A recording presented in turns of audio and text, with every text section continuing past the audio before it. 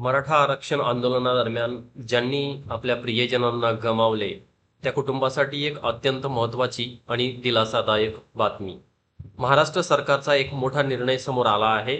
आता या आंदोलनात मृत्युमुखी पडलेल्या आंदोलकांच्या वारसांना महाराष्ट्र औद्योगिक विकास महामंडळ म्हणजेच MIDC मध्ये अनुकंपा तत्वावर नोकरी मिळणार आहे. नेमका हा शासन निर्णय काय आहे, कोणत्या अटी आहेत आणि वारसांना ही नोकरी कशी मिळेल जाणून घेऊया आजच्या या व्हिडिओमध्ये. चला, तुम्हाला स्क्रीनवर दिनांक 1/6/2026 रोजीचं हे पत्र दिसत आहे. महाराष्ट्र शासनाच्या सामान्य प्रशासन विभागाने 1 जून 2026 रोजी अत्यंत महत्त्वाचे जे पत्र काढले आहे ते सर्व जिल्हाधिकाऱ्यांना पाठवलं आहे.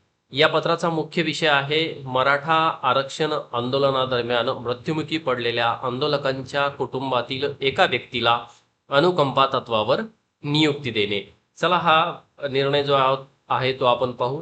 या निर्णयानुसार ज्याप्रमाणे MSRTC म्हणजेच ST महामंडळानं असा निर्णय घेतला होता, तसाच निर्णय आता MIDC ने देखील आपल्या 410व्या संचालक मंडळाच्या बैठकीत घेतला आहे.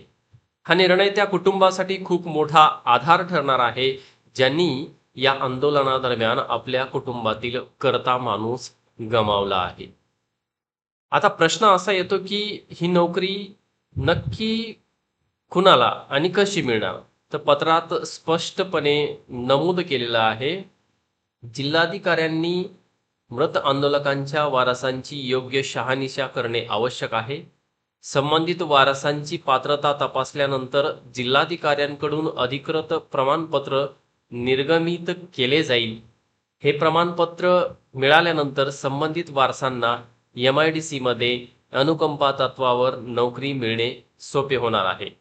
सरकारने जिल्हाधिकाऱ्यांना स्पष्ट आदेश दिले आहेत की ही प्रक्रिया अत्यंत गतिमान आणि अचूक असावी, जेणेकरून पात्र कुटुंबांना विनाकारण विलंब न होता न्याय मिळेल. हा निर्णय केवळ नोकरीचा विषय नाही, तर त्या कुटुंबाच्या उदरनिर्वाहाचा आणि त्यांना पुन्हा सन्मानानं उभे करण्याचा एक प्रयत्न आहे.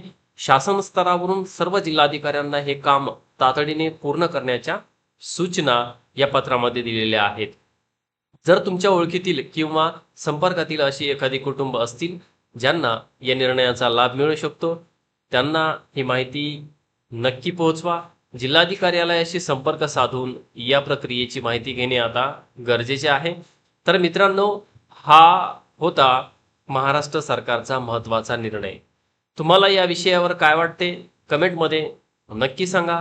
अशाच महत्त्वाच्या सरकारी योजना आणि अपडेट्ससाठी आमच्या चॅनलला सबस्क्राईब करायला विसरू नका. व्हिडिओ आवडला असेल तर लाईक करा आणि गरजू लोकांपर्यंत शेअर करायला मात्र विसरू नका. थांबू या ठिकाणी. धन्यवाद.